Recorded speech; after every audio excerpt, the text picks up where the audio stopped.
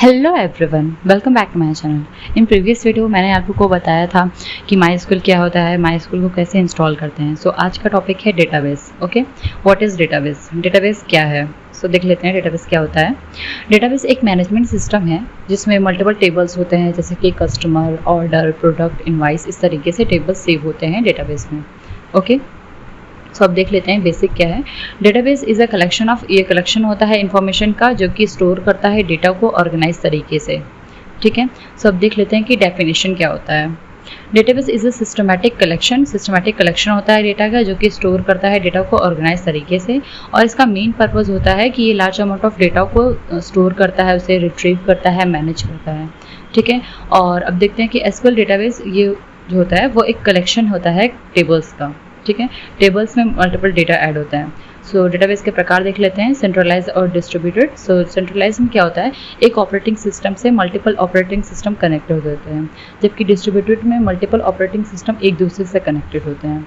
ठीक है, सब देख लेते हैं और क्या टाइप्स होते हैं डेटाबेसेस के। Okay, so deductive, real time, centralised, distributed, parallel, decentralised. Okay, so इस कोर्स में हमें सिर्फ डेटाबेस का बेसिक जानना है। सो इतना ही ठीक है। अब नेक्स्ट देखते हैं, what is our next topic. So query लिखने से पहले आपको जानना ज़रूरी है कि एसक्यूएल कोई केस सेंसिटिव नहीं है। सो आप सेलेक्ट को लिख सकते हो स्मॉल लेटर में भी और कैपिटल लेटर्स में भी, ये आपके ऊपर डिपेंड करता है। ठीक है, कहीं कहीं जगहों पे सेमीकोलन यूज़ होता है आफ्टर एसक्यूएल स्टेटमेंट, कहीं जगहों पे नहीं। सो बेटर है कि आप सेमीकोलन यूज़ करो। सो पहले देख लेते हैं कि डिफरेंस क्या होता है डीबीएमएस और आरडीबीएमएस में। So DBMS stands for database management system, जबकि आरडीबीएमएस एक रिलेशनल डेटाबेस मैनेजमेंट सिस्टम होता है जिसमें स्ट्रक्चर फॉर्म में डेटा होता है। ओके, सो डीबीएमएस स्टोर करता है डेटा को फॉर्म ऑफ फाइल्स और आरडीबीएमएस स्टोर करता है टेबल्स के फॉर्म में। और डीबीएमएस हैंडल करता है छोटे अमाउंट ऑफ डेटा को, जबकि आरडीबीएमएस हैंडल करता है ज़्यादा अमाउंट ऑफ डेटा को। ओके, सो आरडीबीएमएस प्रोवाइड करता है कि एक टाइम में एक ही user at a time use कर सकता है, जबकि आरडीबीएमएस में मल्टीपल यूज़र एक टाइम में यूज़ कर सकते हैं। Okay, so first query of this course देखते हैं कि हमारी पहली क्वेरी क्या है। Create database. डेटाबेस को हम कैसे क्रिएट कर सकते हैं?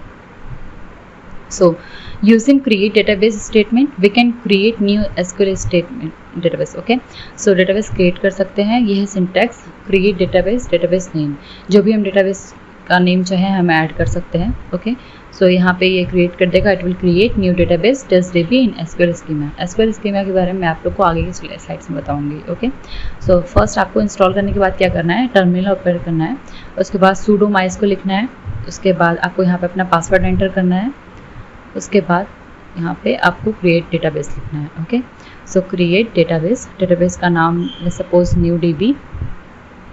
सो न्यू डीबी यहाँ क्रिएट हो जाएगा। Okay, query okay, it means ये क्रिएट हो चुका है। सो अब हम इसे चेक कैसे करते हैं देखते हैं। Once database created you can check it in the list of database as follows, मतलब शो डेटाबेसेस के साथ। सो लिखिए show databases, new DB is created here. Okay, यहाँ पे शो हो रहा है, मतलब कि हमारा डेटाबेस क्रिएट हो चुका है। ओके, सो नेक्स्ट देखते हैं ड्रॉप और डिलीट डेटाबेस, मतलब किसी भी डेटाबेस को हमें डिलीट करना है तो हम ये यूज़ कर सकते हैं। लेकिन अगर हम किसी भी डेटाबेस को डिलीट करेंगे तो उसके सारे डेटा और व्यूज़ सारे इन्फॉर्मेशन डिलीट हो जाएगी। Okay, so drop database test DB. So drop database का नाम क्या है, न्यू डीबी। सो ये डिलीट कर देगा डेटाबेस को। ओके, क्वेरी ओके, इसका मतलब इसने डिलीट कर दिया। सो चेक करते हैं शो डेटाबेसेस। ओके, सो यहाँ पे शो नहीं कर रहा है न्यू डीबी, इसका मतलब कि ये डेटाबेस डिलीट हो चुका है। ओके, सो नेक्स्ट देखते हैं what is our next topic. So database हमने क्रिएट कर लिया, अब देखते हैं कि उसे हम सेलेक्ट कैसे करते हैं, यूज़ कैसे कर सकते हैं।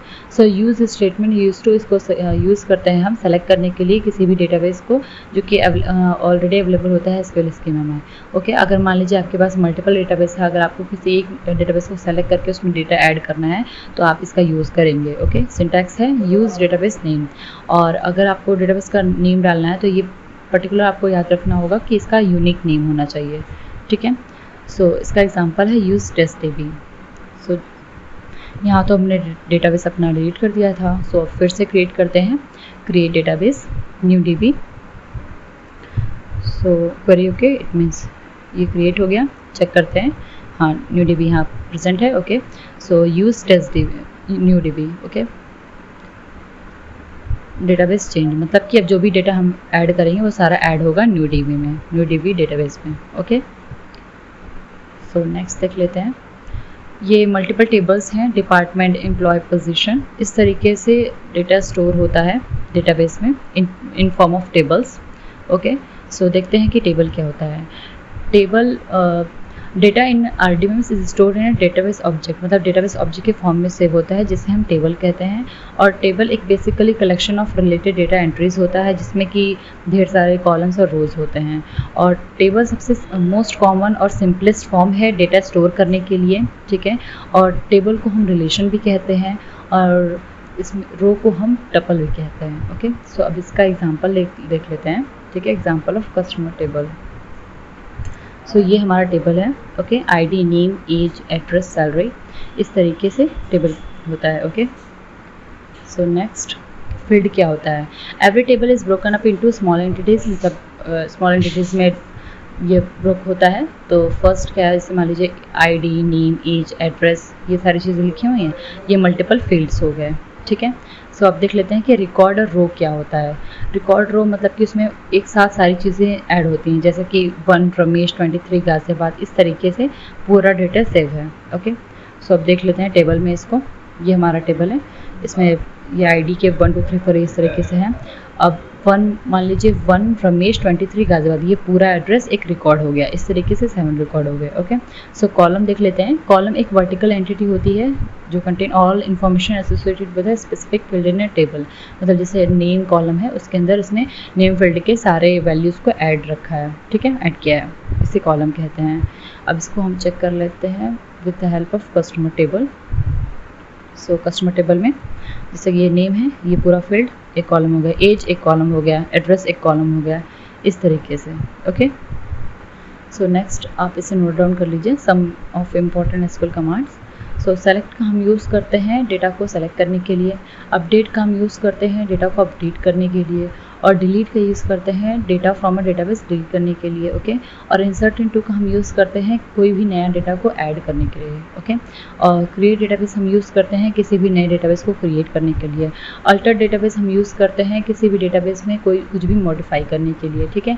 और क्रिएट टेबल हम यूज़ करते हैं कोई भी टेबल को मतलब नए तरीके से क्रिएट करने के लिए। और अल्टर टेबल हम यूज़ करते हैं मॉडिफाई करने के लिए। और ड्रॉप टेबल यूज़ करते हैं डिलीट करने के लिए किसी टेबल को।